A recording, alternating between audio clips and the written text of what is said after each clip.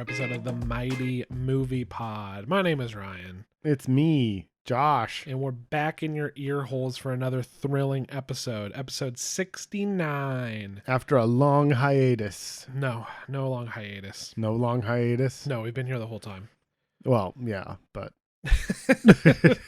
I mean, you went into exile briefly there after the incident. The incident. I was removed forcibly from my home and the nation. But you're back. Yes. And we're back. Now we're back. Like the movie by Steven Spielberg. What movie is that? You never saw We're Back? Dude, you were like a kid during that. No, you weren't. You were like a baby. I keep forgetting your... It was probably a child baby.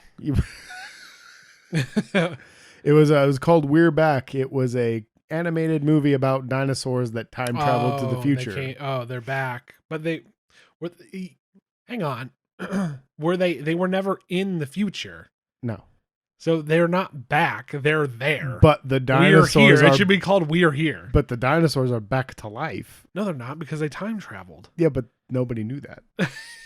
Should have been called We're Here. I haven't seen it since I think we rented that. Maybe it makes more sense in context. We'll have to see. Yeah, I think it's on. So far, I think it's on Netflix. So far, don't like it. Not gonna lie. I don't remember it very much. I just remember that there was an article saying that Spielberg felt bad because Jurassic Park scared the shit out of so many kids that he wanted to make dinosaurs friendly for kids. I got you. I don't know if that sounds like PR to me. As a child, I bought it, but as an adult, I'm like, that's PR nonsense. Probably. Anyway, yeah. Moving on from we're back. We're back, and we're here to talk about one thing and one thing only: movie films. Oh, I was like, the drugs. The drugs. Yeah. I've watched some movies. I've watched a couple. But I've also watched television programs, and I hate that about myself and everybody around me. Yeah. So I don't know what you want to start with. I just don't want to talk to you. If you're gonna come out the gate and talk about how much you hate television, we know that this is a point of contention between the two of us. It's true. You talk about how much you hate TV, and then you're like, bro, you gotta check out this show.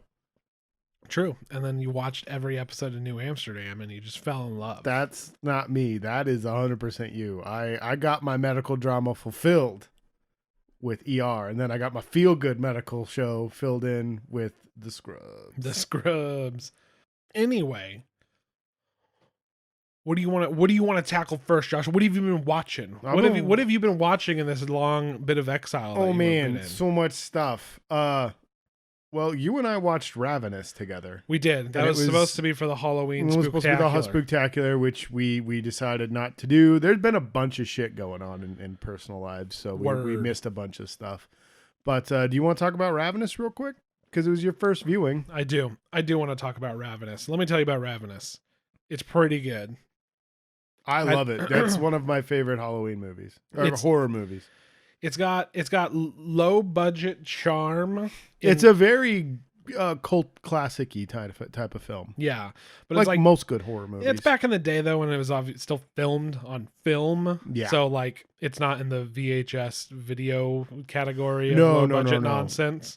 Well, what's funny is I hadn't heard about it until I rented something, and I saw a random trailer for it before whatever movie I had rented. Yeah. And then I didn't even see it until I was an adult. Like I was like 23, 24 the first time I watched it. My friend showed it to me, and I fucking fell in love with it. It's okay. Cannibal movies.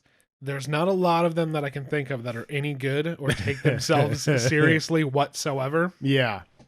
I think this one goes just serious enough. Yeah, it's got a good blend of wacky comedy. Yeah. And because it's a crazy movie. It's nutty. Mm-hmm. And the rules are a little bit wishy-washy because it's high concept in cannibalism instead of just we eat people. It's based in the Wendigo myth where it's, if you eat people, you absorb their strength. Yes, and you become ravenous. Yeah, you can't get, but like I guess that's the bloodthirst. I don't know if that's like a real scientific fact. Like if you eat people, like you can't, or if that's just a Hollywood thing that they've put out there as a real fact. Like if you eat people, you just can't get enough people eaten. I mean, I've had a burrito that I can't get enough of. Yeah, but I don't think it goes beyond that. I've bit my fingernails a couple times, but Yeah, true. I doubt it. No. I doubt it, Josh. No. But the movie is cool. It's small. It's performance driven. It's a very early Guy Pearce, probably mid Robert Carlyle, and before. I always want to say William Atherton, and I don't think that's his name because William Atherton was Ghostbusters, if I remember right. He was Walter Peck. Yeah. Well, I can't. You know the guy I'm talking about. I know who you're talking He's in jail for being a pedophile. Yes, he is. He's been in a bunch of Burton movies. He was the father in Beetlejuice. Yep. He was the father in Sleepy Hollow. Yep. The principal, and most famously, the principal in Ferris Bueller's Day Off. Yes. He's good. I liked him. I actually liked David Arquette. I actually like David Arquette's character a lot because you get just enough of David Arquette to not be annoying because I normally can't stand that guy. He's doing his bit, but when you're setting up that like there's a group of characters at this fort, yeah, and he plays his part well, and he's not a main character. Yeah, like they didn't ask him to be anything more than what he is. No. It's early Guy Pearce. I think it's before LA Confidential. So this is before Academy Award winner Guy Pearce. And which I would assume so. I don't think you do Ravenous after your Academy. Halle Berry won an Academy Award and then did Catwoman. And they got a Razzie. True. I mean, you're not Robert wrong. De Niro. Look at Robert De Niro's You're not career. wrong, but I don't think there's a lot of money in Ravenous. You know what I'm saying? Oh, no. You know what I mean? It's like you can be in some big budget nonsense, but... Well, I guess the whole movie is shot in Eastern Europe. Oh, okay. None of it's actually filmed in California where they're supposed to be. It's set in the California mountains, the Sierras. Yeah. And it's Guy Pearce plays a quote-unquote war hero from the Spanish-American War, or Spanish-Indian War. Spanish-American War. Yes. You got French-Indian War, Spanish-American War. Two different wars. Got it. Anyway, Spanish-American War, and he is a bit of a coward according to his superiors, so they ship him off to bumfuck nowhere in the middle of California Sierras to be stationed at this fort as the second officer. And the adventure goes from there. He meets Robert Carlyle, a priest who has been wandering the woods for who knows how long. I don't think they actually established a real timeline. Say something like weeks. Months. Forget, I think it's been months. Since he's been wandering from the cave, there's a time frame. But overall, it's pretty vague. Yeah, and the mystery begins from there, and the wacky adventures go on. And I don't want to spoil too much, but there is a really great chase scene in the middle of the movie that kind of nails the tonality and the big reveal, and it's just the whole scene builds really, really well. Like when you meet the cannibal, you can see that he is just starving and he has to eat these people now, and it's all kind of played a bit for a laugh, but when you really think about it, it's not funny, and it's actually pretty horrifying. Yeah. It's there's a song that kicks in because there's a comedic tone to the scene, but if you really look at the scene, it's horrifying. Like it's really good. He's a predator. Tense kind of suspense, and then leading into kind of like, and then at like mid movie, you got building tension and suspense, and then it goes into more of like a horror kind of survival mystery kind of. There's a big difference between the second and the third act of the movie. Yeah. First act, it's kind of establishing, setting stuff up, it feels like characters. Your standard Western in the first half. Yeah. You learn more about Guy Pearce. You find out why he got shipped there. There's more to that than, because it's a little confusing at the beginning, and then there's more to what went on there. Mm-hmm. Interesting. It's a small movie, and that's what's very, very great about it. It really is about 2-3 characters. It really is There's just about there's a couple characters. supporting characters that are there to, do their thing. Cannon fodder, yeah, they're kind of Cannon cannon fodder, meat shields kind of thing. And then there's a couple of there that are, like Sally Exposition and Johnny Exposition. Yes, and I stuff. forgot about them. But yeah. And but it's just a great, quirky, creepy movie. And that's the thing is it's not scary so much as it is creepy. It's very unnerving. Yeah, it's got a creepy, tense, like mysterious kind of atmosphere throughout the whole thing. Because the tone walks that line between drama and just wacky comedy, like it deals really well with the insanity of being isolated, and that would come from eating people. Yeah, I would imagine. I mean, I don't know. I've never met a cannibal. True, but the only experience I have with cannibals is movies. As it should be. As it should be. But yeah, I highly recommend it. It's one of my favorite movies. Yeah, I love that movie. I liked it a lot. It was good. In terms of spooktacular movies, it absolutely was good. It was a good watch, October watch for sure. We watched another one in October too. Did you want to talk about Yeah, I really do. I was going to say, because you genuinely loved that movie, and I was surprised at how much I loved it, too. I really, really do. It's called Dead Heat. Yeah, Dead Heat. It's called Dead Heat. Starring Joe Piscopo and Treat Williams.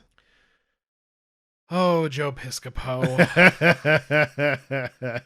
He is a character that would definitely not mesh well with today's sensibilities. No. And he's just so one note. Oh, dude, no. He is just flat out, I'm the comedy character. And I will make a joke at every possible point. That was kind of the movie's shortcoming. No, it really was. It was during the time where you got a comedian in your movie, not to like play a character, but to do their comedy bit throughout the movie. You know what I mean? Like sometimes that's a good thing. Comedic actors now, there's exceptions. You have like Zach Galifianakis, who has a shtick. Yeah. But like for the most part, somebody who does comedy, like a Bill Hader, he plays I was going to say Bill Hader does characters. Well, it's kind of like Chevy Chase or Steve Martin with Bill Hader. Yeah. Joe Piscopo does Joe Piscopo stand up. Oh, it's a Will Ferrell in the middle of his movie. Yeah, I mean, there's not an actual stand up scene at all, but just everything out of his mouth is like the worst one liner you've ever heard. Let's talk about the movie. So. Okay, I'm having a hard time. The plot is not what matters here. So I can remember the plot. Okay, well, they investigate a murder. They first stop a bank robbery. Okay, right, of a zombie man. Yeah, and there's two zombie men. You shoot them and they don't die. You shoot them and they don't. Remember when we used to shoot people and they died? And it's all these cops pouring bullets into criminals. And that's right. It's like, ooh. Big ridiculous action scene of just like, we can't shoot them enough. I think a car blows up. Yeah. Everybody has automatic weapons. They finally take him down, and then they investigate the Biodome. Yeah, they go to Biodome from Biodome, and it is actually that facility. It is.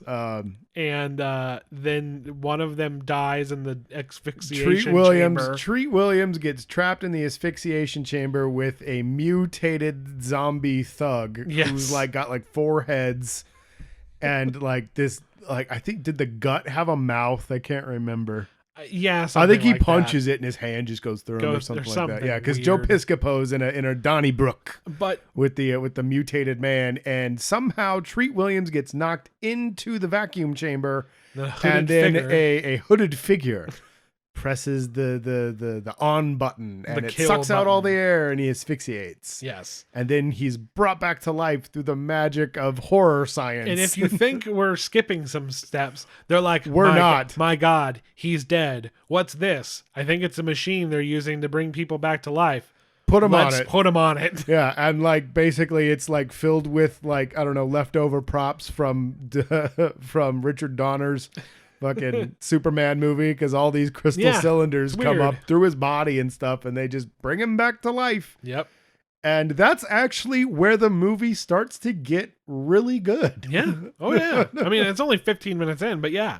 Yeah. You don't have to sit through a boring. It's not even boring. Well, It's that was just the a thing. dumb Like 50 so many of these B-rate horror action movies, like there's so much exposition, and it always sucks. Yeah, that's true. No. They spend half the movie setting up and Walking around the woods. You know? Yeah, he gets brought back to life. They establish he doesn't have a heartbeat and that his cells are still. They cut him open and he's filled with like this weird glowing. Like it's not even like goo. It's just his insides are glowing. Yeah, now. like his cells are still deteriorating and stuff, but he's reanimated. He has 48 hours to live through magic of some sort.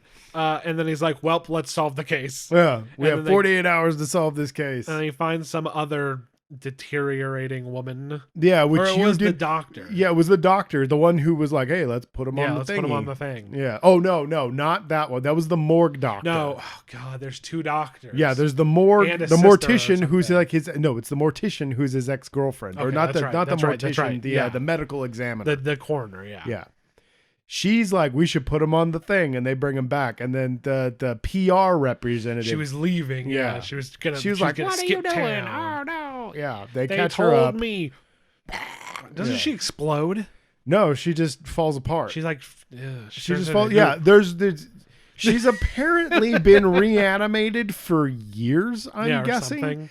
And like just doing treatments over and over. Like there's this whole thing about how they haven't. This is where the movie falls apart. I forgot they get a round table of rich snobby men who are like, you can live forever. Yeah. Kill that guy. Oh, God. That was the whole crux of the movie, was that a whole bunch of rich fucks want to be living for immortal. You know, they want to be living for immortal. You heard it here. We'll have the sausage patty McBiscuit. Sorry, the sausage biscuit McPatty. Oh my God. I say one thing wrong and he holds on to it for years. Anyway, they want to be immortal.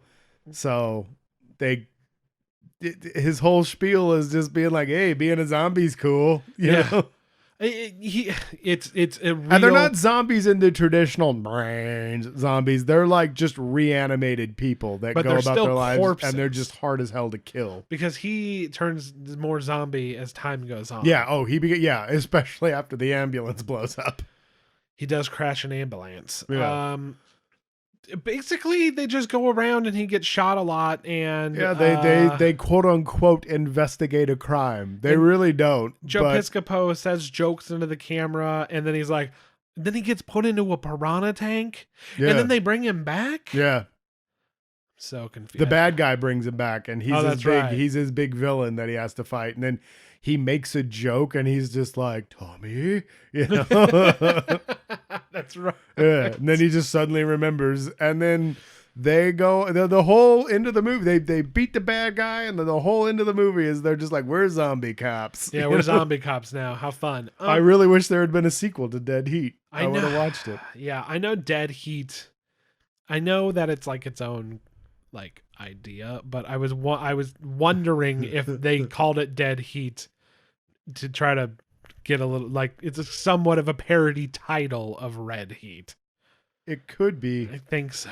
But like the plot line's totally different. It's complete. It's definitely not a parody, but I'm wondering if, like, just for title's sake, they were like, Dead Heat, get it? Yeah.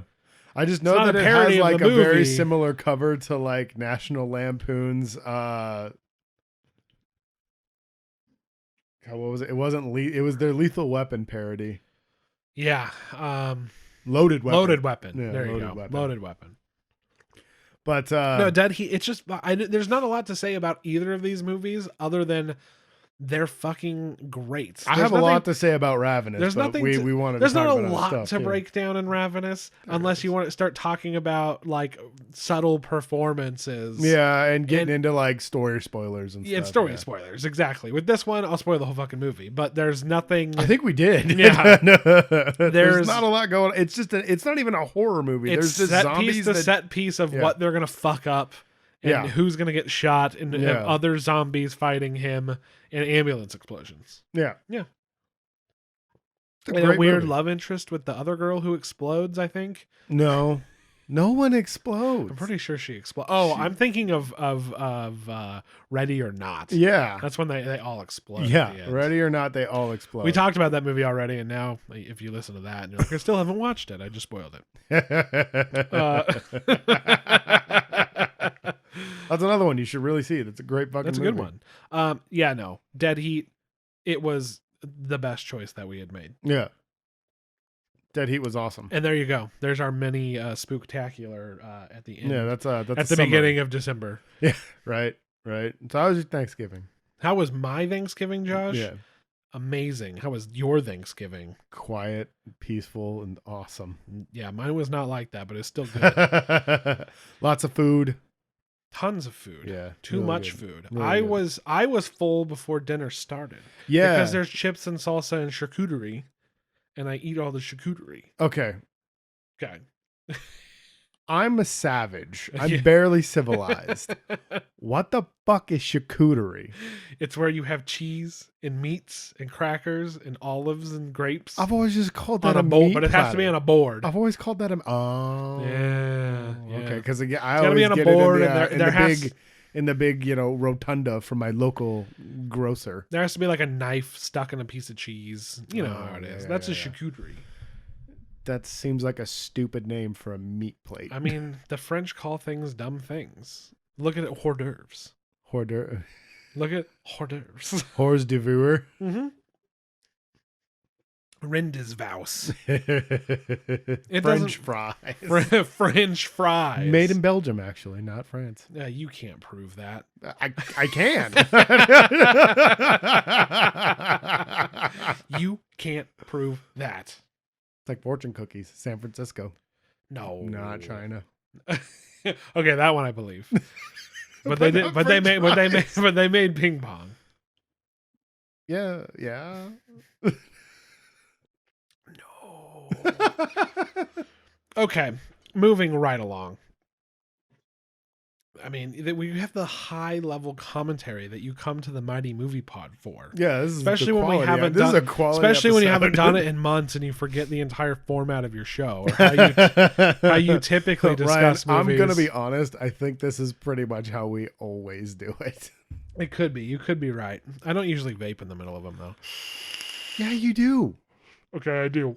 Anyway. And you insist that they don't show up on mic. Well, and they don't. always show up on mic. No, you're right. I always check. And it's fine. Oh my god. Okay. We have seen some newer movies. We have. Especially me because I'm the best. Oh. But You have been to the theater more recently. I am going to talk now, Josh, me alone, about a new movie. It's by James Mangold, who is a man dime. I have no idea what James Mangold looks like. He looks like a man. Golden God. I saw the new James Mangold film. It is called Ford versus Ferrari. Oh yeah, don't spoil that for me, dude. I won't. I know. I heard that they race, but I don't know what happens. No, I'm not going to spoil it. Whatever that means. But don't spoil the biopic for me. That is something I know you know about. Well, dude, I still remember when we went and saw First Man. Oh God, yeah. And that lady next to me was like, "Does he make it to the moon or what?" And I was like, "Fucking what? You're like 60. Read a book. You were there. You were there for this." She's just like, it interrupted my stories. So anyway, no, it's good. It's a quality film. I thought it was good. You thought it was great. I liked it. Hang on, let me rephrase that. I liked it a lot. Okay. I enjoyed it quite a bit. I didn't think it was that great. I actually kind of thought it was a little too long. And it was a little... Okay, well, I think I asked this question when you first told me you saw it. Is it like Aquaman too long? Because Aquaman is way too long. No, there's no scenes in this that I feel like don't need to be there, or a lot of dilly-dallying that was done in Aquaman. Just a little bit long. It's just a little long. And it's long on purpose, because in certain spots they go out of their way to be like set in the 60s. So we're going to do like 60s style filmmaking in this part where it's drawn out and it's men in a room and it's kind of like Once Upon a Time in Hollywood. Yeah. But James Mangold is not. No, he's Quentin a Western Tarantino. Guy. Yeah, he's a Western. You know what I mean? Guy. He's great. Mm-hmm. I mean, there's a big difference between like Logan and like Wolverine, but I couldn't think of another James Mangold and then picture. there's Copland and Copland, right. I think he did 310 to Yuma as well. 310 to Yuma. There you go. And that's why I said Western. Yes. Copland is essentially a Western. Logan is essentially a Western. Essentially. 310 to Yuma is of course a Western. Yes. So there's a little bit of that going on that I was kind of on. But all of it was interesting because John Barenthal I actually really liked. He's impressing me a lot more since he's been off of Walking Dead. Yeah, it's kind of like you had at the beginning, you're getting a little bit of Matt Damon, which Matt Damon's fine. He's Matt Damon. Yeah, Matt Damon does a good job. Yeah, I don't know anything about Carol Shelby, the person. Mm-hmm. So throw Matt Damon in there, and I'm like, he must have been like Matt Damon. Because that's what Matt Damon was giving us. And I think the most risky performance he's ever done was The Talented Mr. Ripley. I think that's one of the only ones I haven't seen. He plays a real creeper in that movie. You should just to put every time I hear that, I always think it's Bagger Vance. Every time I hear that, I'm just like, I'm thinking Bagger Vance. You have said that, yeah. You've said that before. Yeah, I don't know why. They're two drastically different movies. Yes, one of them has Will Smith, and he's awful. So. Take that, Will Smith. Screw you, Will Smith. From the mighty we're not going to go see Gemini Man. Yeah, you want to know why there hasn't been any podcast? Because where are we going to go see? Gemini Man? Jesus. Ooh. Anyway. We could have saw Joker. We were going to talk about Joker, don't worry. So, we're not. We're not. I really wanted to say that and then just not talk about it because we haven't fucking seen it. I know. We're going to talk about Joker coming up next. Coming up soon. Yeah. Anyway, so you get a little bit of that early on, and then you're introduced. There's a long bit with Barenthal that I thought was pretty good. Yeah. That throws in to the story of how Ford and Carol Shelby and eventually I can't even think of his fucking name now. Christian Bale's character. I want to think of the real guy's name. No. I can't think of it right now. Oh, dude, here's a good question. How was it compared to Rush? It's better than Rush. Okay, because I liked Rush a lot. And so did I. I thought Rush was good. This is better than Rush. Okay. Maybe I think performances are better. I think the direction is more earnest. Yeah. I think the pacing and direction, even though I have some issues with it, is more earnest than a Ron Howard fucking kind of schlocky. I think the guy who really shined to me in Rush was played Zemo. Mm-hmm. I can't think of his name, but that guy's always great. He was my favorite part of that. He was best performance in that. Yeah. Hemsworth is always good. Chris Hemsworth was kind of Hemsworth is always good, but yeah, but we're on the same page with yes. that one. Like I like Hemsworth a lot, but and there was a little bit of on the nose kind of directing decisions and story elements and visuals, whatever. You get introduced to Christian Bale's character and stuff and how they're related and that whole deal and corporate interference and everything. Some of it feels like, I don't know, is this true? Is this exaggerated? Like, because I know the general story here, but I know about the GT40's run at Le Mans. Like I know a lot about that, but I don't know about like the finer details here that they are covering in this between the driver, Carol Shelby, and corporate that's going on. Yeah. Josh Lucas is in this movie. He is so fucking terrible. It almost ruined the whole movie for me. Dude. He was in one movie that was decent. It was called Sweet Home Alabama, and it's fucking. I did not know that you were a Sweet Home Alabama fan. I'm not a big fan. I'm just saying that's the only movie that he's actually been decent in. Yeah. And that shows you that it's a pretty low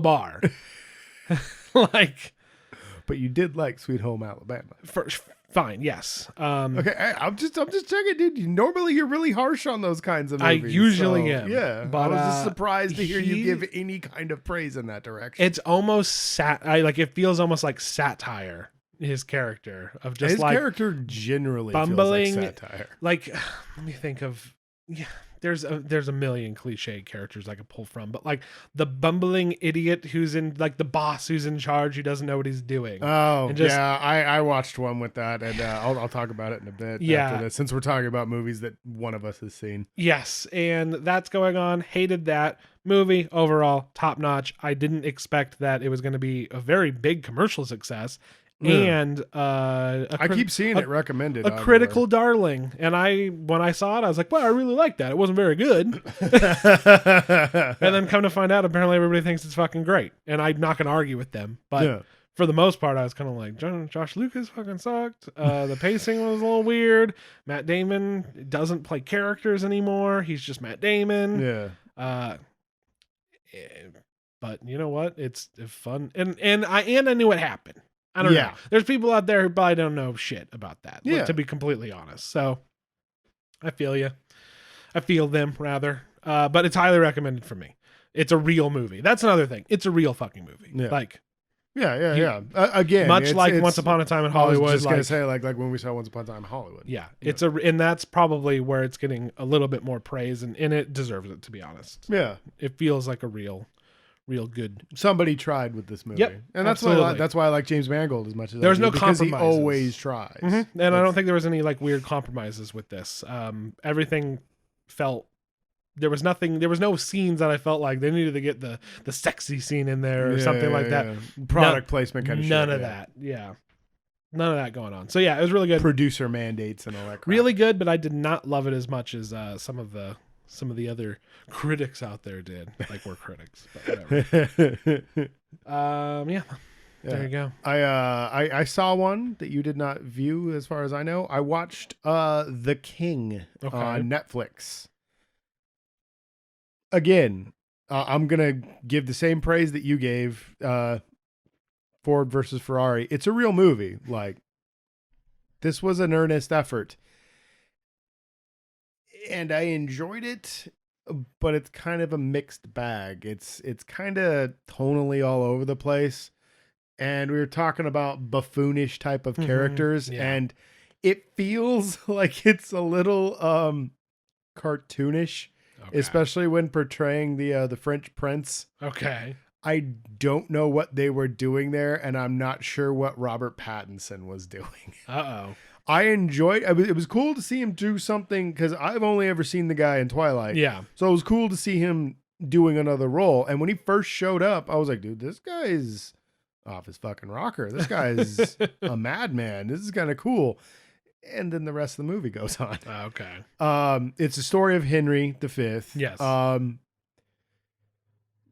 Timothy Chalamet does a really good job. It's the first movie I've ever really seen him in.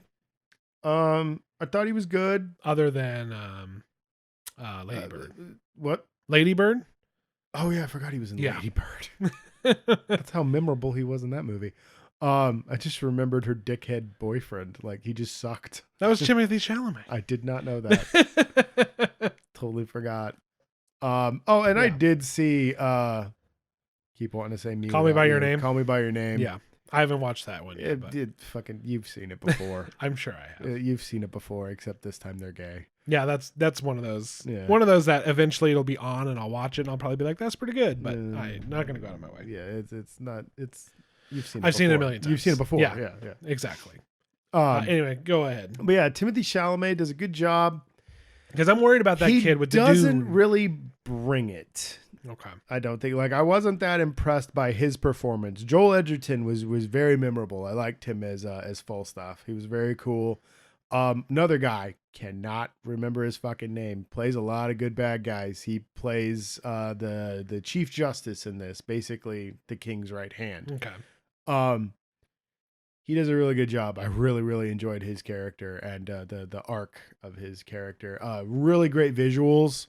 The combat scenes are fantastic. It's just beautifully shot. The sets are amazing. Great production design, great costume design. The soundtrack's really good too. It's very atmospheric. The performances, I keep seeing people hail the performances, but on the whole, most of them were kind of lame. But Robert Pattinson's character, initial introduction is great, and then he just becomes a cartoon villain. Got it. And it's just, it's like you were saying, like the bumbling fool, and that's what with power happens. And yeah, and it's just like, God. Like the whole final conflict, the whole battle of Agincourt is fantastic. It's so great. It's historically accurate, very good. And then we have the two monarchs coming out to face each other in the middle of it, and it was, how my feelings on how Hux was treated in Last Jedi. Last Jedi. I kept wanting to say Rise of the Last Jedi. Rise of the Jedi. The Rise of the Awakening Jedi. It's that. Like, it's like, what? That didn't just happen in this dramatic film. It's the poop pie at the end of the help. Yeah. Okay. It's just like, no, what? All right. This is horrible. Like, I mean, honestly, like, I liked the movie overall. It's very, very good. I liked his performance in the start of the movie, but once, Timothy Chalamet. I liked Timothy Chalamet's performance at the beginning of the movie, but as the movie progressed, there was no real transition. It felt from him being a brooding, outcast prince that's kind of a rogue to being a brooding outcast king. Like, there was no like, I'm gonna be the king now. And it's just, he talks about his dream of uniting England, but it was like, you never really talked about this before. Like, this has never been established. The pacing's a little off. Some stuff feels like it was a little sacrificed, maybe. Yeah, it's just a weird. I kept comparing it to the other historical piece that they put out about Robert the Bruce, the Outlaw King, which I fucking loved. Yes. And I still love that movie. This movie's good, but I feel like it's going to be forgettable. And that sucks because Henry V is a very interesting character in history. Still, he did good enough playing the boy king that I was kind of like, man, maybe you can pull off Paul. This could be interesting. I'm willing to watch it. He's great in the fight scenes. He's awesome. He's really, really good. And the fight scenes are great. I might have to watch it just to see him and Pattinson and that go on. I recommend it. I would recommend this movie. But just, it's a little longer than it needs to be. It's tonally weird. But it's not a bad film at all. Like, I enjoyed what I watched very much. I will commend them for trying to do away with the myth that fighting in full plate armor means you can't move and you can't see. Like, at the beginning of the movie, Henry fights with another guy, like, and they wrestle on the ground in full plate armor. Like, they're swording at each other, dueling, swords get knocked away, and they're just running at each other and just beating the shit out of each other with plate armor on, rolling around on the ground, doing little like ducks and dives and dodging and stuff.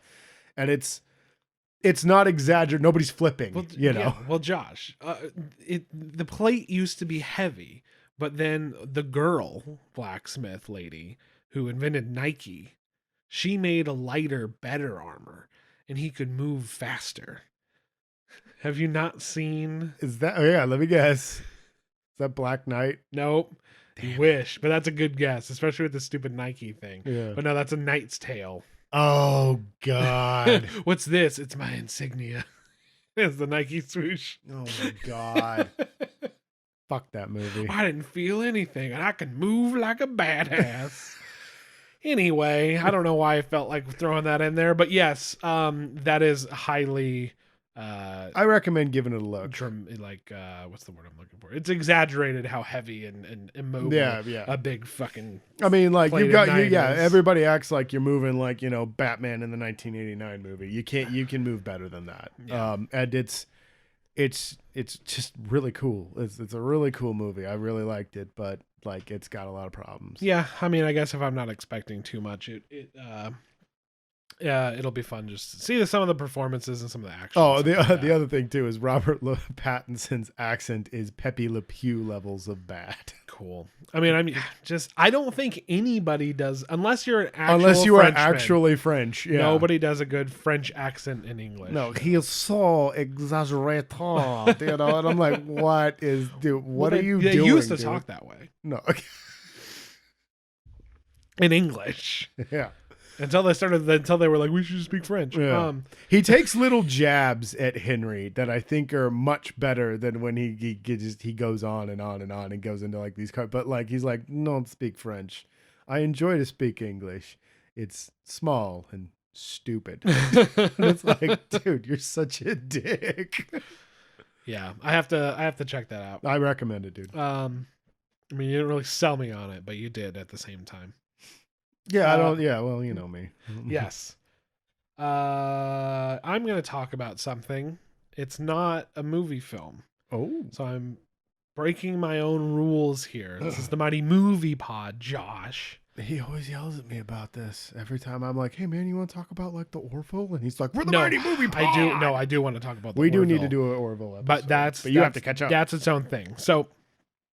We keep talking. We do that every time. Listen up, Josh. Oh no! There's a new series. This is a new sheriff in town that I was hoping was going to be a miniseries, but it is, alas, it is not. It is going to get a second season, I'm sure. It was set up to anyway. So I watched Living with Myself. Oh yeah, that's getting a second season. Yes, it is. So I figured which Paul Rudd and Paul Rudd. Paul Rudd and Paul Rudd play Paul Rudd in Paul Rudd's. Exactly. The first 4 episodes, I love True Detective. I love fantastic show. Yes, well, the first season. His next venture that he fully directed was Maniac, which I really liked. Maniac as well. Maniac was good. It was over. It was a little long, but I saw a story, developed, over, could watch it episodically. Yeah, and he's come out and been like, no. Yeah. Because everybody's bugging him for a second season, and everything that I've read is he's still sticking to his guns and being like, no. Yeah, no. And there's no more to tell. There's nothing to tell. There's no more to tell. Yeah, there's nothing to tell. Haunting of Hill House is an anthology now, so I guess somebody's going back to that fucking house. Yeah. Mini-series. I'm mostly okay with them. Mini-series are fantastic. Yes. And I had hoped that that's what this was going to be. I missed the mini-series. Agreed. That was a big 90s The thing. first 4 episodes is some of the best television I've ever fucking seen. Mm-hmm. Very intriguing. 30 fucking minutes long. Amazing. The next 3 episodes, maybe there's 2, 3, 4 episodes. I forget how many it is. 7 to 8 episodes, maybe. The next 4. Love the show. Doesn't remember how many episodes. Good. Yeah. How am I supposed to remember that? Netflix just plays the next one. Next 4, 3 to 4.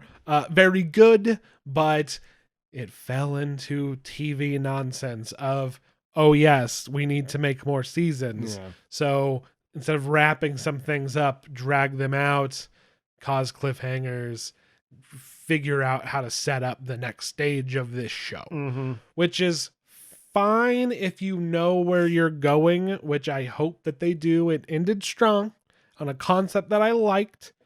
But the first 4 episodes, amazing. The concept, very good. Not as dumb as it was a little different than I thought it was going to be. It made me think a little bit of Eternal Sunshine. See, with the plot line. That's what I thought it was going to be. Nope. Okay. Because it's that weird sci-fi. Yes. His initial reasoning for doing the thing that caused the conundrum, very Eternal Sunshine. Yeah. And I was like, okay, I like Eternal Sunshine. Good enough. Not my favorite. And it goes in a much more dark comedy, and they kind of resolve that issue. And then it's great. Basically the two, and not only that, the 2 Paul Rudds, it's some of the best. I don't even know what you call that effect anymore. Some of the stuff that I saw made me think a lot of Moon. From the trailers and stuff, because I still haven't seen the show yet. But it made me think a lot of Moon, because that's another scenario where you have a very good actor playing opposite himself. Okay. And it's two totally different versions of themselves. Yeah, and some of and not only that, but like the effect, and I forget what I don't even know what you would call it, that effect at this point, or if they pull it off the same way these days, or whatever. It's no multiplicity, you know what I mean? Yeah. It's there. I can only imagine Gemini Man, because I haven't seen it, but even parts in the trailer that I saw where it's like CGI and real Will Smith fighting that doesn't look that great. There's an altercation between the two Paul Rudds, and I was like I was watching carefully to like figure out like when the double was in, when it was, and I'm like, dude, I couldn't tell. It was like seamless. I was doing that in Endgame when Cap fights himself. Yeah, and I that was another one where I was really good. Very impressed by. That one looked really good. Same kind of situation, and this is a Netflix TV show, so I really liked that, and very funny. Some of the best TV I've ever seen. And then I realized it was TV. Yeah. And the trappings of television pissed me off. And I had wished that it was a little mini series. The good thing is they typically write 3 seasons of these shows. Yeah. And they sign a 3-season deal. And with Netflix, a 3-season deal is usually a 3-season deal. Unless you're Stranger Things. Unless you're Stranger Things. Because you market the show. Yeah. And then people sign up for the service. Then you to pay the showrunners for like, thanks for bringing in those new subscribers, have a couple more seasons, but then after that you're not a draw anymore. Yeah. And we need to put money into new stuff that we can market, and it brings new subscribers in. So my hope is that this can go 38 episodes a season. They're 30-minute episodes. I don't get annoyed by it. By the end of it, I can watch it in 2 days. Yeah. Like, not even heavy watching. You know what I mean? Because it's 30 minutes long. So hopefully it keeps going strong. But dude, I got like Maniac and True Detective is way up there. This edging up there, getting close to those. Which I still say, True Detective, there's nothing that will ever be better than that. So if you get close to that, you're doing good. Yeah. So no, this I was expecting like I was going to be amused, or it was going to try to be a little too indie clever. Yeah, Paul Rudd does that a lot. Yeah, no, it was not that. It's very, very good and very, very funny. Yeah. So that's cool, highly fucking recommend. I'm gonna have to check that one out. Trust me, if you were getting Eternal Sunshine vibes and we're like, no thanks, it veers away from feeling like that. Oh no, I wasn't getting that. I wasn't getting that. No, because I'm not a big Eternal Sunshine fan. Yeah, but I guess the catalyst of the whole conundrum reminded me of the sci-fi angle of Eternal Sunshine, where I was just like, oh yeah, I could have said Click. But that movie's god awful, and like Eternal Sunshine, I understand the praise the movie gets. This doesn't, this one doesn't get too philosophical. Yeah, in that sense about the whole situation. Yeah, it's more of a like Morphy-Dorf. Oh, Horpy-Dorf. Yeah.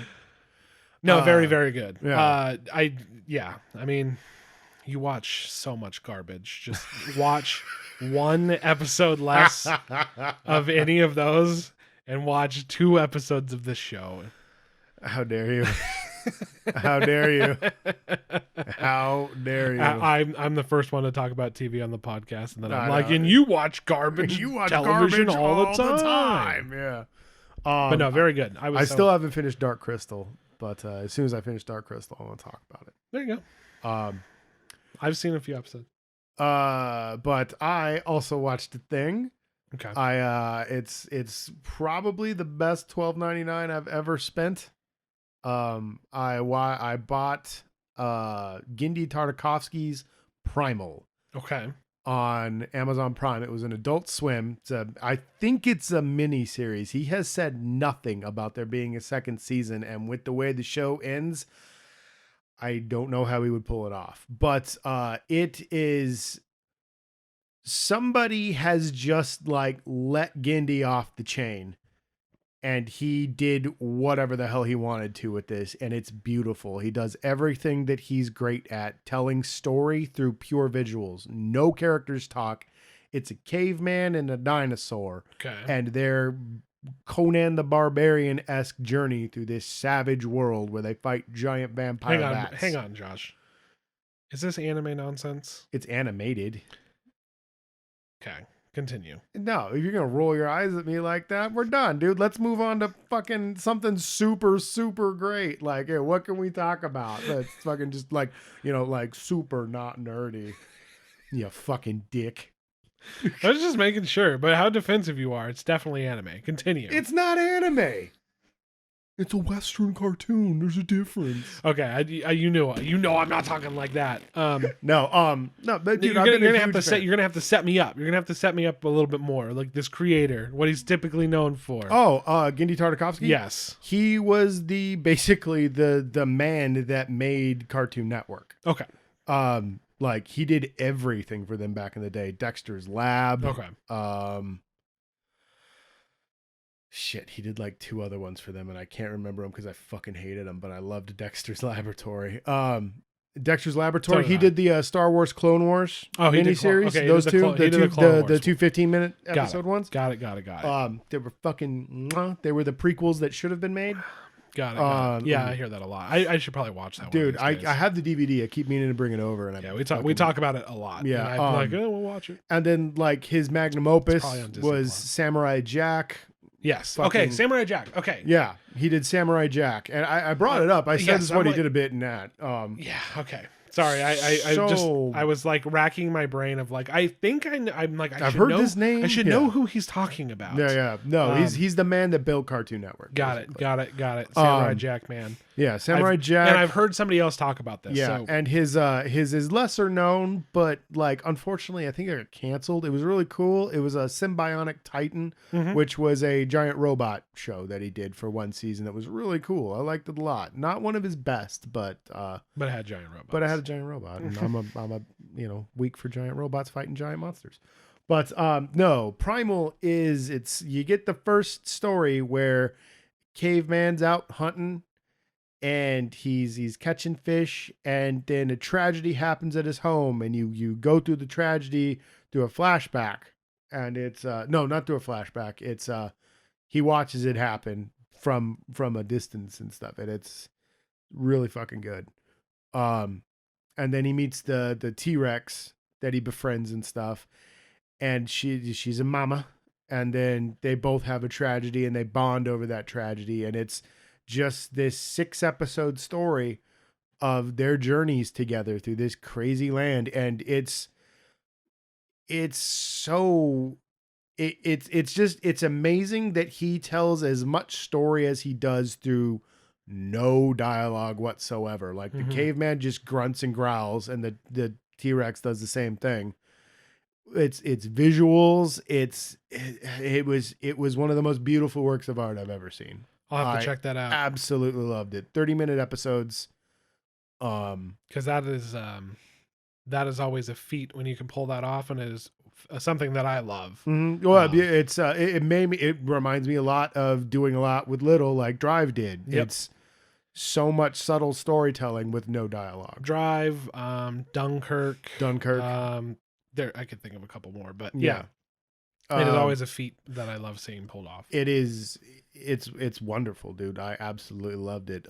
Like I don't know if I can share with you. I'm sure you could. But I would absolutely love to show you that. I watched all of it in a day. Doesn't take very long. It's only 6 episodes, half-hour long. Yeah, perfect. It was beautiful. The music's fantastic. The animation is it's so good. It's what style? Like what is it in his typical style? It's in his typical style. Okay. It's his 2-dimensional style where everything, but it's not like Samurai Jack where everything was very themed after all the old Japanese like panel art and stuff like that, where it's all very flat and 2-dimensional. There's some of that going on, but there's a little more depth. It made me think a lot more of his work in Star Wars. Okay. I love, it's very rough too. And I loved that about it. Like it's called Primal, and the look of it is very primal and savage and stuff. It's like the outlines of all the musculature on the caveman and stuff, and like just everything has this really rough, like intentional kind of choppy look to the design and stuff. It's really cool. I loved it. I absolutely loved it. When you're describing it, not the style, but when you're describing the story and stuff, and I was thinking like kind of charcoal. It looks like it's stuff. outlined in charcoal. Okay, yeah, it looks like it's outlined in charcoal. Yeah, like that's what I was imagining. There's some crisper looking scenes and stuff. Like a little bit of the action's a little more crisp and stuff. But like if you're looking at close ups and stuff, or if it's just like static shots, everything is kind of like rough looking, charcoaly looking and stuff. And it looks that's very good. What you said there, the cave painting look. That's exactly what it looks like. Like I'm like that would be a cool style. I think to pop that whole idea off. I'll have to check that out. It's superb, dude. It made me think of, there was an old comic back in the like late 80s, early 90s, I think, and it was trying to remember the name of it. I want to say Land of the Reptiles. I could be wrong. I'll look it up and I'll put it in the description if anybody's interested. But it was another one. It was a comic book all about dinosaurs. No dialogue whatsoever, and the dinosaurs just like I think one is you follow a pack of velociraptors, and it's their battle with the T-Rex, and then there's another one that I think it's about mammoths. That one's really cool. There's one about T-Rexes and stuff, and it was just like I found it in the Dark Horse store when I was a kid at Universal City Walk, and I read like a good chunk of the first volume there, just hanging out in that store. It was awesome. So like kicked you out, because you bent all the corners. Well, no, I was loitering, and this ain't a library, kid. You know, I didn't have any money. True, you know, but no, it made me think a lot of that, and I wonder if he had read that, you know, as a kid and was just like, I want to do something like this, you know. Yeah, it is. One of the best works of art I've seen in a long time. I loved it. Very, very interesting stuff. I'll have to check that out. That sounds super cool. Yeah. Very cool. Yeah. Yeah, I'll check that out. You check out Living With Yourself. Yeah, for sure. Deal. I mean, even though I still have You watch a lot of garbage. Watch Primal. Yeah. Even though I still have not watched Outlaw King. So, and I swore I would. Oh yeah, I still haven't. Still gotta watch that. That movie's so good. I watched that the other day. Like that's the thing is like I enjoyed The King, but I don't think I'm gonna watch it as frequently as I watched The Outlaw King. I watch The Outlaw King all the time. Yeah. I know how that goes. What do I watch a lot?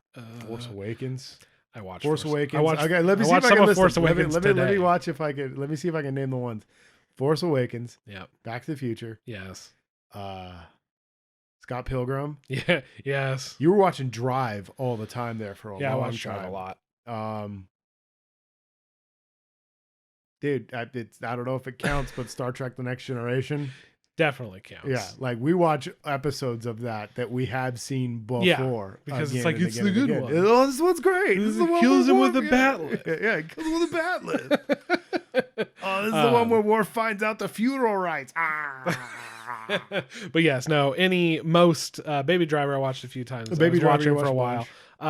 But no, yeah, you're right. Drive and whatever Star Wars I'm on, and then obviously Back to the Future. But in the Spider-Verse, I've been watching a lot more lately, dude. Every time I'm like, I need some background like noise while I'm doing something. It's like, dude, Spider-Verse. Spider-Verse is a great movie. And if you remember, I think I omitted that from our top 5. You didn't want to do 2 or something, like that. Yeah. And I was like, honestly, I wasn't that impressed. It was hyped up too much. I think. See, I paid no attention to it because I was just like, I don't know, man. And then I was like, yeah, it was really good, but like I expected more. And I think that's exactly what I said. Yeah. And then you're like, well, that seems stupid and unfair. And I was like, yeah, you're probably right. And then like a month later, I was like, this is the best. I watched it a few more times. Yeah, well, you started hitting me up with questions, and then we started discussing the movie a little bit more. And I was like, yeah, dude, thanks for jumping on board with me. This movie's fantastic. Yeah, if I had to redo lists, which we do not do, I would probably move that one.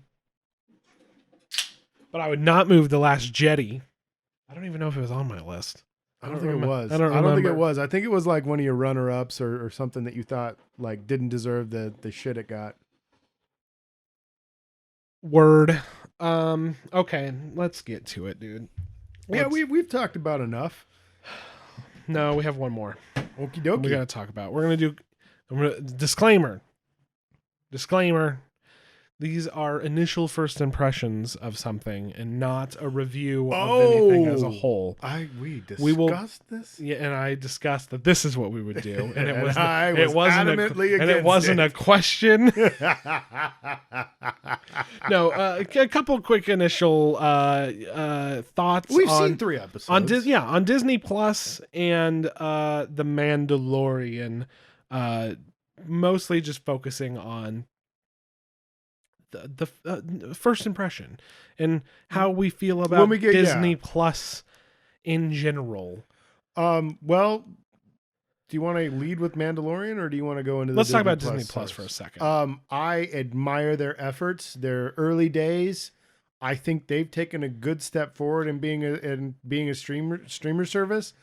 They need to work on their stream quality. Yes. It gets very herky-jerky. Mm-hmm. They got Amazon Prime does that occasionally, and their overall mastering of stuff, I think, to avoid having artifacting, they've brightened some of they've cranked the brightness up on some stuff, so there's a little, so you get a little less of the dark shadows. But overall, on interface and usability, the interface is fantastic. There's only a couple problems. There's no progress bar on how much they have implemented a resume button. Finally, thank God. Yeah.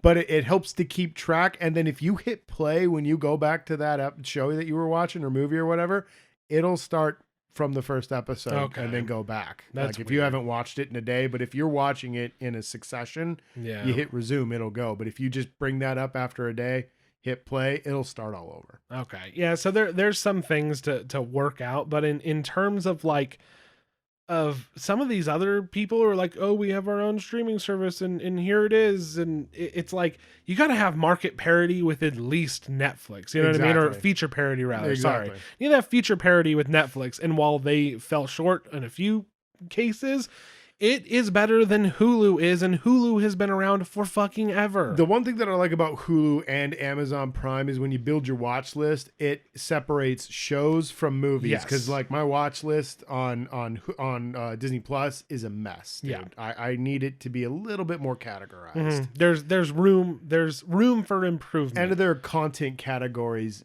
don't show sense. Everything that they don't make sense. They don't have half of the content available in these categories that they've made because they're not in there. Yeah, and then you search for something that would be in there. It's like, why are you only showing? And I get it. I think they're trying to, for somebody who knows what they want to watch, you can find it. And for somebody like me who is going to get analysis paralysis, they give you 10 things in each category, even though there's 50 things there, realistically. So it's annoying. I feel like you do have to have a knowledge of Disney properties and stuff like that, because a lot of the things that I searched for, I don't think are in real big high demand, like The Journey of Natty Gann and Iron Will and White Fang and stuff like that. I don't think people are, dying to watch those, So like it was kind of a meme of like, this is going to come out, nobody's going to care. And it's like, fucking A, like how many streaming services do we need? It came out, has a lot of shit, and it works. It's got it's close to having feature parity with some of the, like Netflix, for instance, who's been around the longest, and it falls short in a few cases, but overall, like, good job, guys. It didn't like take a shit. It didn't take a shit. It didn't shit the bed at all. It's actually a service that I enjoy. And if you have, and not only that, like if you have Hulu already, it's not that much more to just add on. No, that's what I did, and it's I think I pay like $18 or something like that, which is like kind of what I would have been paying anyway. You know? So Verizon customers got like a year for free, and I think they're giving it out all over the fucking place. And it's fine, it's good. And the Jeff Goldblum show is fucking weird. I watched another episode of that. It's fucking weird. If you're a big fan of Jeff Goldblum being Jeff Goldblum, then by all means enjoy. He blooms it up even worse than the second one, I imagine. The first one had some personalities in it, so like he couldn't. I imagine. In the second one, it was more normal people who were like, I make ice cream, like Ben and Jerry. Like, what do I know about them?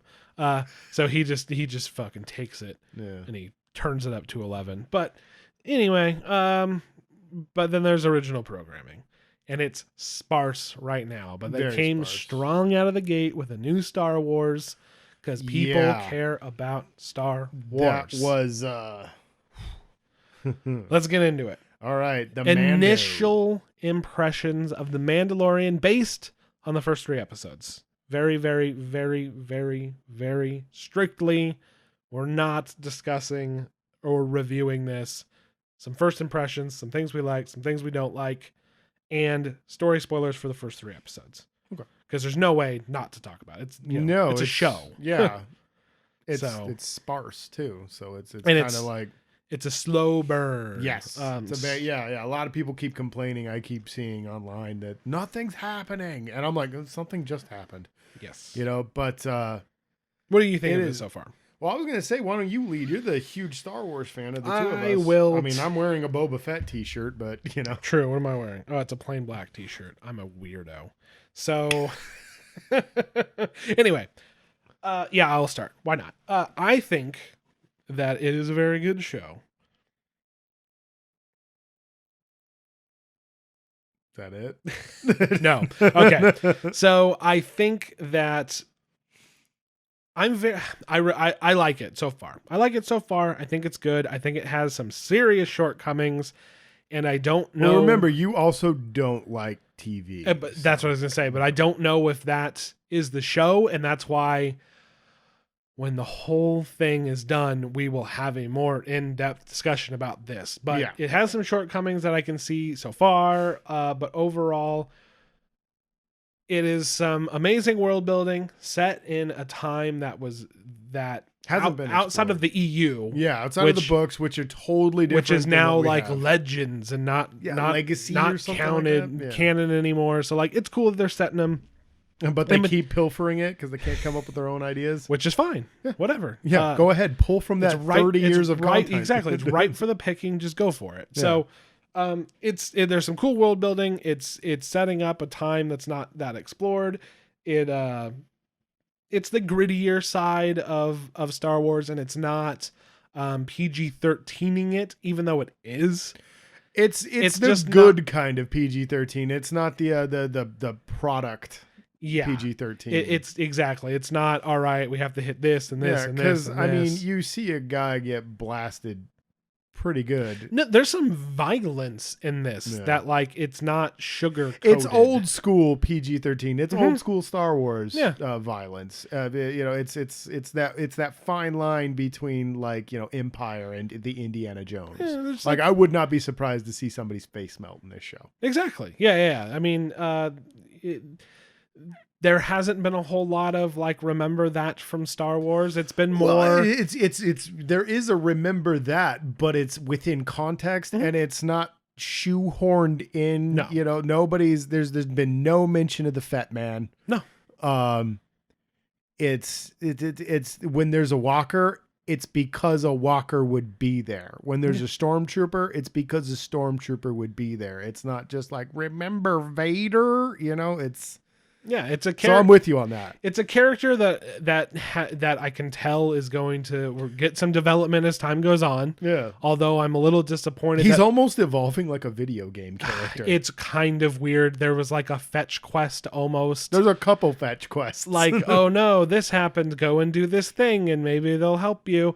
And it's fine. Like while I was watching it, I was just like, this is good. This is how you do it. Yeah. By the end of the 3rd episode, and it's not that I didn't even care for the episode so much. I was kind of like, where are we going? Like where are we going now? I felt like there was not a lot of character development and not pushing the plot forward I enough. gotta disagree with you on that. I thought there was a good, and I disagreed with you when you started ranting, but I wanted to hear your piece. Yeah.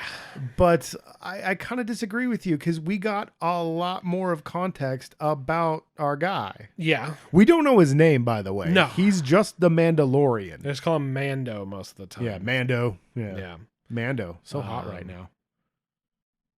Within his, like, there's just a lot. There's so much to talk about, but I don't want to like review it. But the world building's good. We're learning about good how characters, what the Mandalorians are, what that means. Yeah, and at this point we were in talking time. about pulling stuff from the EU, and I like that they brought that angle in, that the Mandalorians aren't really a race anymore because they couldn't be after the purge and everything. Yes. They're now just like, oh, I'm a Mandalorian. I found this guy. You're a Mandalorian now. If you pass, and I know that there has to be like trials and stuff like that, and they brought that in from the EU too, where like all the Mandalorians that were around right now, they're not Mandalorians, but they're Mandalorians. It's like a Witcher vibe kind of going on a little bit, where it's like we have this kid and we bring him in and we turn him into a hardcore Mandalorian asshole. They're part of the tribe and all that. Yeah. A little bit of that going on. And that's that's a good, with the Witcher. Yeah. That kind of thing. I mean, we count Siri. Whatever. I was gonna say there's girls. Spoiler alert. Yeah, spoilers. So a little different than The Witcher, but I forgot about Siri. But who's not a witch? I don't know. She's not a Witcher, but she uses a silver sword and all that. Yeah, I think. I don't know. She doesn't technically have the mutations of what are we talking about? We're talking about Star Wars. We're talking about the Mando. Yeah. So that's really cool. Just kind of walking around some of these places. Like you feel like the world is the world. It's not just remember Star Wars world.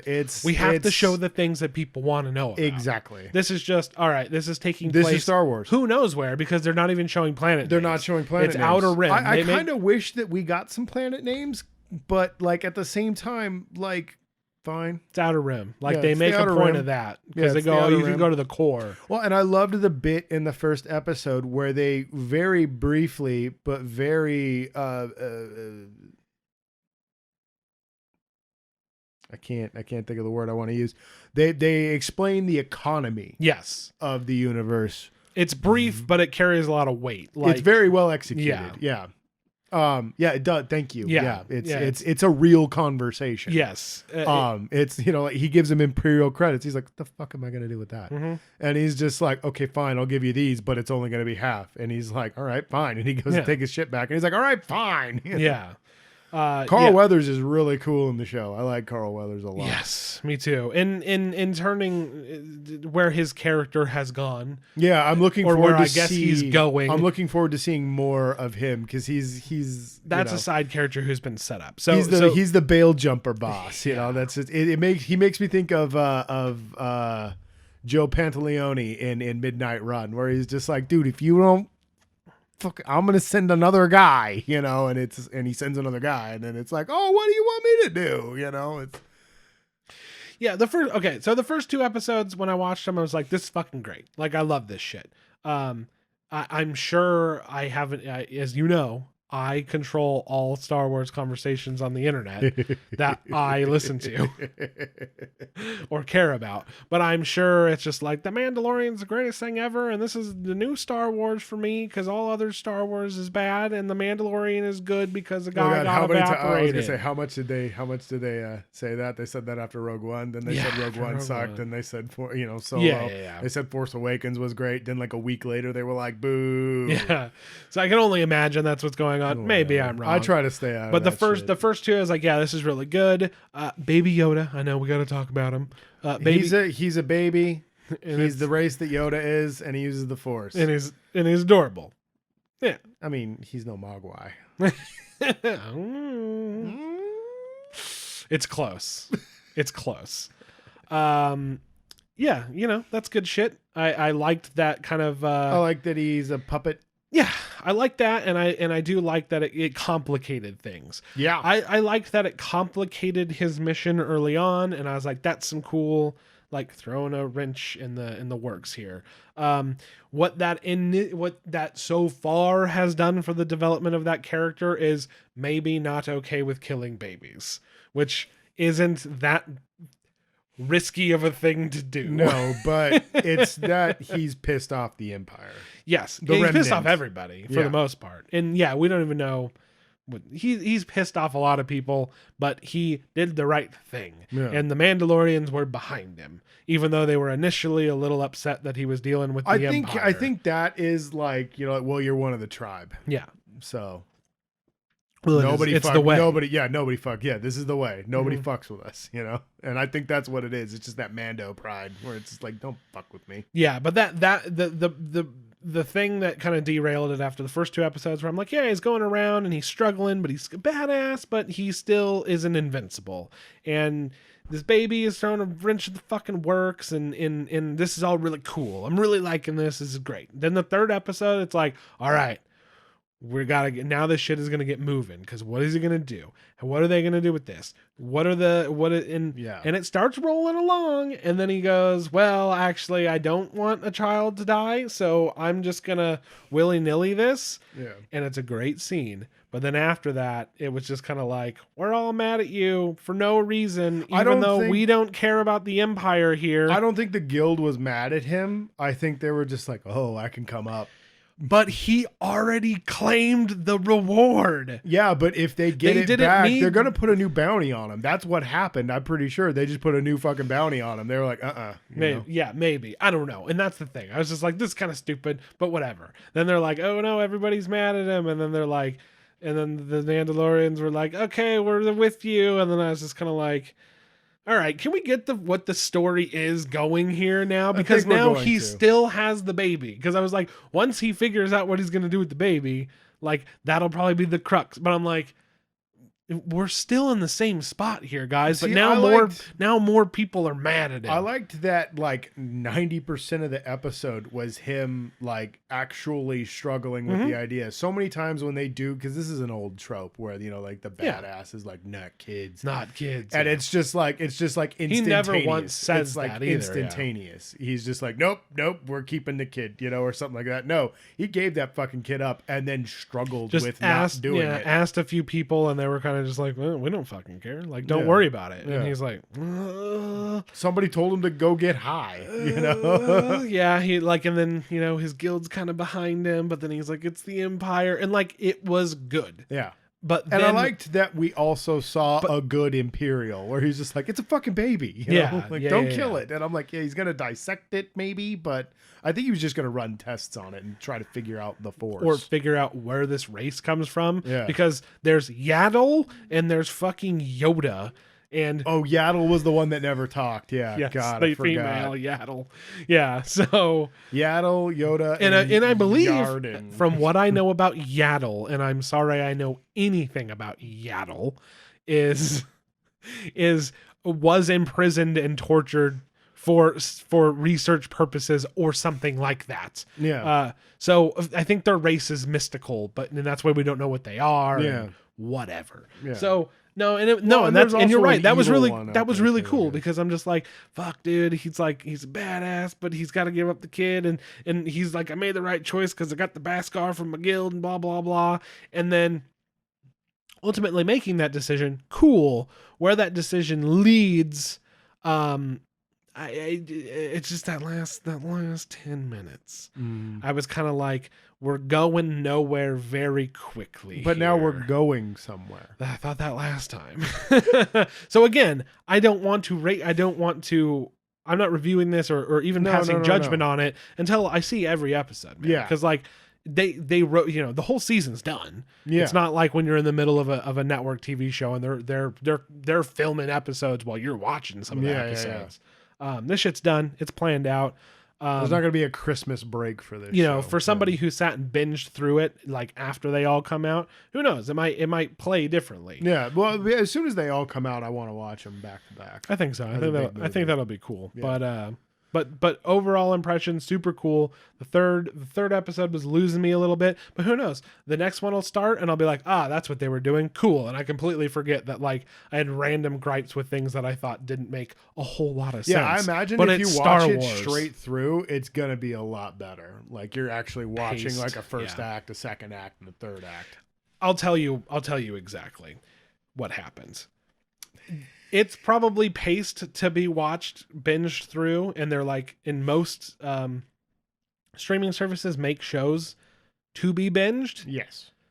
We can't put all the episodes out at once because then people will use their free trial, watch the whole thing, and then cancel their subscription. I don't know why. So we need to release them week for week so we keep people in. Well, and also there's a big pushback right now just among viewership too against binge watching. Nobody wants to devour because you get like it's like a overdose and you're just like, I fucking forgot everything that I've watched, and then you feel like you have to do it all over again. Yeah. Well, I mean, I think that's binging in the sense of like, I'm going to sit and watch 3 seasons of a show that's already 14 hours of a show. But I think there's a new show out that's 6 episodes or whatever, like, and I watched all of them in a weekend. I'm not that way. I'm glad that it's episodic like it is. Like there's a release day and everything like that. I can. It's to stretch take out. my time. It's just. I mean, it's cool that you like it. I'm not saying you're wrong. I'm not saying you're wrong. I'm just saying that there's a lot of people out there that are just like, I don't want to watch everything all at one time. Nobody's making you. Yeah, you're right, dude. Right there, where it's like nobody made you sit and watch 3 seasons of the Stranger Things back to back. Nobody made you do that. True. You decided to catch up. That would be an interesting binge, however. But anyway, all I'm saying is perhaps the pacing did have watching 2 episodes back to back in mind or something like that. Who fucking knows? I don't know. I just know that I like the show and I have gripes with television format, but overall I'm fucking loving it. But I also don't think it's the second coming of Jesus. No. I approach it from the angle of like Favreau's known for his movies. Mm-hmm. So he probably wrote this as a movie. Yeah. Perhaps. And we're watching him break that movie up. Like kind of like how they broke Hateful Eight into episodes and stuff. I imagine it's pretty much set up the same way. Yeah. Could be. Or like you said, they may have approached it in a where they wanted each episode to end. And they're like, no, we're trying to do a little suspense and wait until the next episode comes out. Like, who knows? I won't know until like I'm seeing them how I'm seeing them now, and then maybe if I watch it through again, I'll see how it works. But that's not my main concern. It's kind of just the slow roll when it comes to developing the main character, especially because outside of Carl Weathers, we don't have an established side character yet. Yeah, we've got the Smith. Yeah, but she's barely in. She's been in 2 scenes. Yeah. And she's great in both of them. I really loved her in episode 3. But there's character posters leading up to this release. Yeah. Gina Carano. Trailers. Gina Carano is heavy in the trailers, so I figure she's going to be like a sidekick in a couple episodes. Yeah, and we know Billy B shows up. Yeah, Bill Burr's going to be there. So Tom Segura. I'm hoping that it'll Tom Segura. Yeah, I made that up. First 2 episodes, love it. 3rd episode, not so great. In my eyes. Yeah. But it's fucking a cool time for Star Wars. Because guess what? I like a lot of variety. I lean towards Jedi stuff. But this Mandalorian, man, and this world building. And that's the thing. The world building in 3 30-minute episodes has just like outdone 2 fucking movies worth. Yeah. In the new trilogy. Well, that was what I was going to say, where like I understand the galaxy far more after the first episode than 2 main trilogy movies and 2 offshoots. Mm-hmm. Yeah. I mean, the offshoots don't do a lot, but yeah. The offshoots, well, and it's just like because they're prequelitis. Yeah. The thing that I liked most about the show is it's giving me that raw, gritty Star Wars that everybody wanted and everybody said Rogue One would give us, and it didn't. Mm-hmm. Like Rogue One didn't do anything. Mm-hmm. It's boring slog with unmemorable characters and 1 gigantic fan service. Mm-hmm. A bit of humor going on, and there's things that you understand. There's that good Star Wars humor going on in the show. There's things that you know, but it's just because they live in that universe, and there's no getting around it. Yeah, it doesn't feel there's like... no... the fucking remember Sandcrawlers? The classic, like ATST. Oh my god, they're Star Destroyers, and holy crap, it's the Death Star. I saw a battle droid. Darth Vader killed 14 extras in a reshoot, and it was the greatest thing I'd ever seen. Yeah, exactly. 3PO and R2D2, I remember them. Yeah, I know what that is. Yes, so that's fucking great, but I also like, I like what's going on in the characters of old Kylo Ren and Rey, what's her face, because she doesn't have a last name. Not that I don't know who she is. Rey Hathaway. Yeah, Rey Hathaway. Yeah. And Star Wars Jedi: The Fallen Order. That's a Jedi style story as well, that I really enjoyed, but also doing some great world building, leading up to kind of unlike fucking Rogue One, which 4 minutes before the next fucking movie starts, you're like, these feel like two completely different worlds. This one is bridging that, the Jedi Fallen Order bridges the gap between episode 3 and or Rogue One for that matter, like, of how the universe was changing. I don't know if I'm sure by the point you're in there, you got Seer talking about, like, they keep people on the core planets happy. Like, all this shit that the Empire's doing is out here in the fucking Outer Rim, and the lives of most of the people in the galaxy are not affected. Yeah. And the Emperor's keeping the right people happy and doing whatever the fuck. Was it Seer? I thought that was Grease. And I think it was two of them talking. Yeah. And doing whatever the fuck they want. Yeah. And I'm like, yes, that makes sense. Like, because everybody's just like, oh yeah, they just vote for like this dictatorship and they love how evil they are. But like, the evil nonsense wasn't just happening like in the middle of the galaxy. Well, and it's pulling from history with that, with like the whole Western expansion and stuff. Exactly. Nobody fucking knew what they were doing over here. You know, it's this, over here was just a bunch of outlier colonies and stuff like that. You know? And it's still Star Wars. It's still simple stuff. They're not breaking new ground with Mandalorian or any of this stuff. But like, they're just doing things that are just adding just enough little touches, world building. That's what made bridging gaps. That's what made the EU books and comics so great. Was it was just, I've seen all this before, but it's enough of a different thing and a different storyline to make me go like, you're just enriching the world that I enjoy. And unlike Rogue One, that was trying to patch up a plot hole that didn't exist. These are just like, here's a new little story, and like how, it could have, how it explains maybe if you had a question about like, well, how did this work? Like, okay, here's how that worked. Yeah. Like I said about the economy situation and everything. Like the everything went into upheaval when it wasn't just a like, now we're in charge. Yes. In talking, obviously, and that's what the Mandalorian, dude, and its world building, so great. I just wish there was something that had the character development of like Kylo Ren mixed with some world building of like the Mandalorian. The Mandalorian, yeah.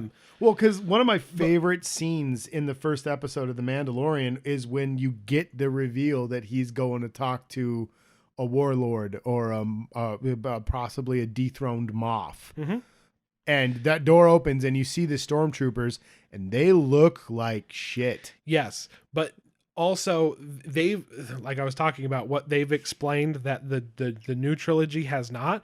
You get through that scene, you get that shit has been rough. That's what I mean. But also, you get that the Empire is not gone. It's not gone. And then not only that, it's diminished. In this newest episode, you get Carl Weathers says, dude, if you're so worried about it, because it's like, their Empire, like, fuck those guys. He's like, dude, if you're so worried about it, go to fly to the core until the New Republic, report him to the New Republic. And he's like, what a joke. And he's like, what a joke. Yeah. So, like, you get the Empire's not fully gone. The New Republic is kind of like got their heads in their ass. Slow going and kind of weird. And it's just like, cool. Now I'm understanding why in fucking The Last Jedi, which they do a poor job of explaining, where they're just like, and now we're here and fuck you. Yeah. I mean, true. They did in Force Awakens, they blew up like 3 fucking planets or whatever. And it was the end of galactic civilization. As we know it. And I was like, God, I think the Death Star blew up 3 planets in A New Hope. And it was just like, we're still out here.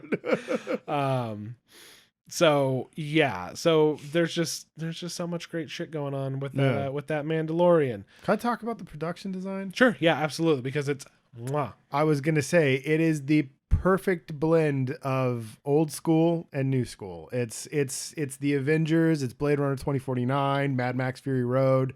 It's and those are the only ones that come to my mind right now. But it does so much with just it uses CGI properly, and it uses all the miniatures, all the puppetry, all the practical effects that I constantly singing praises of and stuff. I absolutely love it, dude. The lizard horse ostrich thing that he rides around on. I saw that in development from one of the special effects studios I follow. They were doing tests with him and stuff. And they're like, oh, for an unannounced project, it's very hush hush, but we wanted to show you how it worked. And it's a dude in a suit and he's hunched over and he's got little things. He's controlling the arms and he's running with it on and stuff. So there was a dude in a suit until he was actually riding on it and stuff. Yeah. When I first saw it too, I was like, they fucking went for it. That's cool. I like that. And then you told me how it worked and I was like, yeah, sweet. Yeah. And then I really want to know how they got Nick Nolte's prosthetics. I really want to know that because there's so I know it's probably animated, but it's like there's so much expression on that puppet face that I know has to be mostly animatronic and then most likely polished up in CGI. But his mouth moves normally; it's not just flapping. Yes, I think that might be the same deal of what was going on with like Unkar Plutt and stuff, where it's like it's as practical as they can get it, and expressions are done through CGI. Well, it's Bucky's arm in Winter Soldier. Like he had a full metal thing, and then he had like spots of like blue on it to make sure that like they like got his elbow right, so that like he actually had free range of movement. Tony Stark, Robert Downey Jr. You see him, he's got like a red jumpsuit on for most of it, and he's usually got the chest plate, and then the rest is just dots and stuff to fill in the bendable parts and everything. Yeah, go as practical as you can, and then I feel like the lower budget of the show is what's adding so much to the aesthetic of what we all remember. Yes, the style of Star Wars was set because that's. People are doing their best, but also they only have so much money to work with, and that set the style. Yeah. You know what I mean? And it's like, once it's set, it's set. Yeah. Look what happens when you're like, hey dude, make Star Wars, but you have an unlimited budget. He went out of his way to make something that looked ridiculous. Yeah, it looked cartoonish. So yes, adjusting like there's two ways to go about it. If you have, cause Jakku looked good, but it was mostly just barren desert wasteland. Exactly. So, but you think cool about sets though. Think like about how much money. Around. Yeah, think about how much money that they probably spent to make that. Oh yeah. But at the same other end of the spectrum, you only have a little bit of money to work with, and it's like, oh wow, I just threw a bunch of shit around that's Star Warsy, and we put a trash can with legs on it and stuff, and it's like, oh, that looks. Actually, that looks super Star Wars. That's a new Gonk droid. Must be a new model. Yeah. Exactly. It's so weird how like I feel like you can pull off Star Wars really low budget, but also you can pull it off really high budget. Yeah. It's but sometimes I feel like in the higher budget stuff, it's just to go wink wink, remember puppets. Yeah, exactly. like so much from Force Awakens and Last Jedi and stuff where it's just like packing it. Yeah. They might try to pack it full. Yeah. And that's what I like about this one, where it's just it never feels like it's there for the sake of the nostalgia or something. Like you just see like, there's a Rodian walking by. Yeah. There's a Twi'lek walking by. There's a, it's just, or even some of the newer alien races and stuff. Like the dude that he catches in the first movie. Never seen that kind of race before in my fucking life. But it was cool as hell to see him. Yeah. It was nice, great makeup. The armor looks fantastic. And I like that each Mandalorian has a specific look. Like I love that heavy dude from the third. And he's just bulky and badass. And then bit of CGI that I absolutely loved was seeing a vibro weapon in action. Those knives were super really sick, cool. Dude. And then I just love the Smith's whole look, like that leather jerkin with the big leather like hip cape and stuff, all the like samurai type panels, and then her gladiator like helmet is just rad. Like, dude, I love the look of that show so much, and I love the soundtrack to it. It's they had tons and tons of concept art that lended to the style of that show that they show off in the credits. I love the end credits, which is amazing. And then like you said, it's this mix of doing the best you can with probably a smaller budget, which I think lends itself to like a proper Star Wars look. Like, just because you have the money doesn't mean you need to use the money. Because once you have the money, you're like so meticulously doing things that it's like, it's nice and it's crafted, but like there's something to be said for the struggle. Yeah, and at least, you know what, it probably depends on where you are in the galaxy and whatever. But for this show, it works perfect. It works wonderfully. We'll say that. Yeah, dude. It's a great Western. It reminds me a lot of spaghetti Westerns. Mm-hmm. It's awesome. It's really, really cool. I love his rifle. Yes. His rifle is probably one of the baddest ass weapons outside of a lightsaber. The flamethrower's great. The whistling birds or whatever they were called. The whistling birds were cool, dude. The little seeker missiles. Yeah, that was cool. Those were really cool. I was glad that was like almost an instantaneous payoff. I love that the flamethrower is built up and built up and built up, and you finally see it work, and it's like, yes, oh my god, that's horrific. Because you saw Boba use his, and I think Return of the Jedi, he shoots it real quick and it doesn't do anything, and in this one, it's like, no, you see a dude get roasted. You see a couple dudes get roasted with that thing, and it's just great, horrifying. But I love the look of the show. I love the soundtrack of it. And speaking of soundtracks, Fallen Order. I love that we've introduced metal into the Star Wars universe. Like that song that Cal's listening to on his headphones, it's a pretty good fucking song, dude. I looked it up on YouTube. That song's pretty badass. And it's that Mongolian throat singing and stuff, but they added like the big drums and stuff. And it's, you know, because we've got like the big band, the jazz and the blues and stuff. The jizz. Yeah, I'm not calling it that. That's what it's called. I don't care. Don't be a child. This is episode 69. Listening to some jizz. Favorite episode. No, I love that we got metal, dude. He's just sitting there working on ships, listening to metal in his ears, and I'm just like, that's cool. Like, I don't know, it put in my head like people sitting around talking about like, oh, dude, jizz sucks. Yeah, jizz, you know? Dude, really? It's not fucking 21 BBY. Yeah, you got to listen to that sound people fucking throat music. Yeah, it's not 21 BBY. Nobody listens to fucking jizz. Yeah, nobody's listening to Max Rebo anymore, you know? Like Max Rebo's just playing lounges now, and he's just like, hey, he's got like a permanent residence at a casino on exactly Cantobite, I guess. Yeah, or Nar Shaddaa. But isn't that the? It's a hut planet. Okay, yeah, I was gonna say it's like a gangster. Yeah, it's a hut planet. Yeah, all right. That's the other Vegas. Probably more Atlantic City because it's way more corrupt. There we go. Ooh. I like it. You're fine.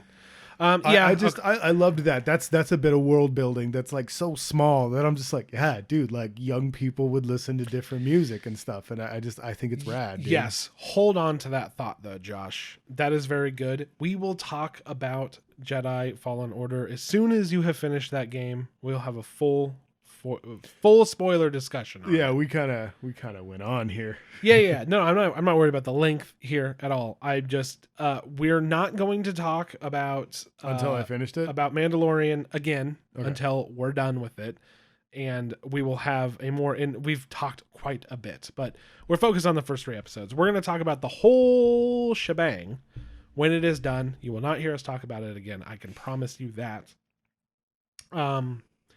It'll be over after Rise of the Skywalker, correct? I think so. Yeah. So I think so. The next Star Wars you'll hear.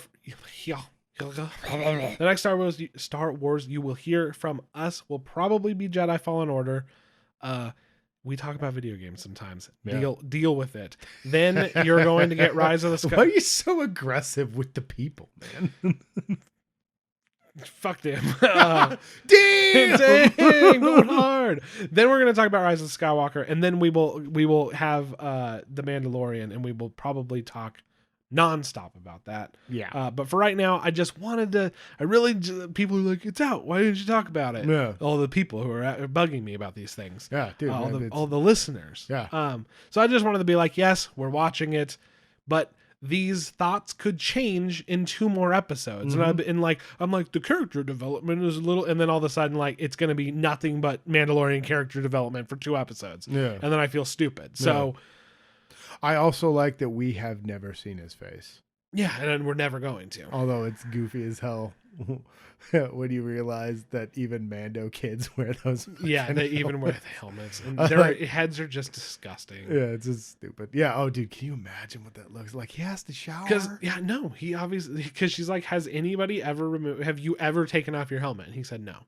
And then she's like, has anybody taken it off? And he's like, no.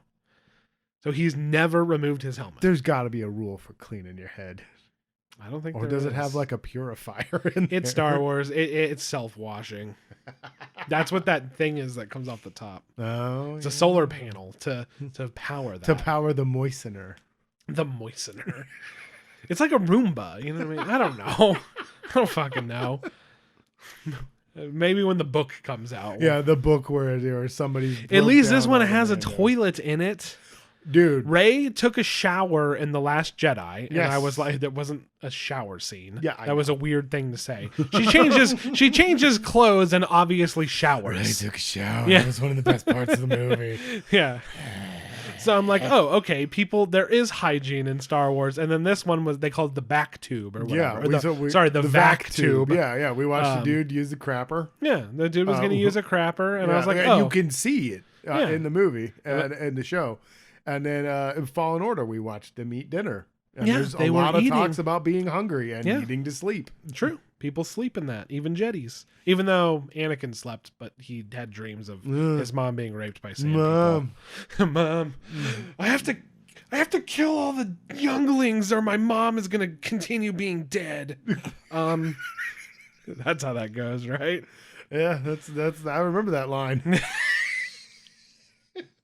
Fucking idiot. So anyway, I said all that to say this. We'll continue talking about that when it is concluded. But there will be more Star Wars. Sorry. And we're going to hit you with some other stuff because things are coming out. Things are out. We'll be here. Mm-hmm. We'll be back. Bro, we got to hype it. It's going to be incredible. I'm pretty sure it's going to be great. It's our biggest, most ambitious video project yet. Indeed. The second episode. I think we talked a bit about it. We did. But it's on the eve of release. It's filmed. It's currently being edited. It is way more ambitious than we initially realized. Yeah. This is going to take some time. It's going to take some time, but once we get into the flow and we understand how these things are going, it's the first in a series, but classic catch up. The second episode is coming out. It is going to be on Star Trek, the motion picture.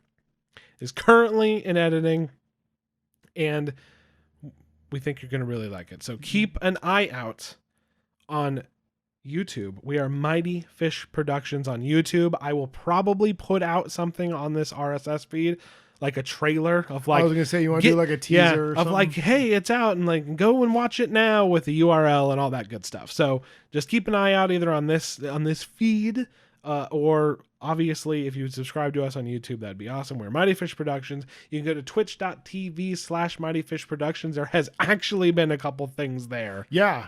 Believe it or not. We're working on the Twitch. Yeah. At Mighty Movie Pod. Yes. At Mighty Movie Pod on Twitter. That is the best place to find out what's going on. You can find us on all.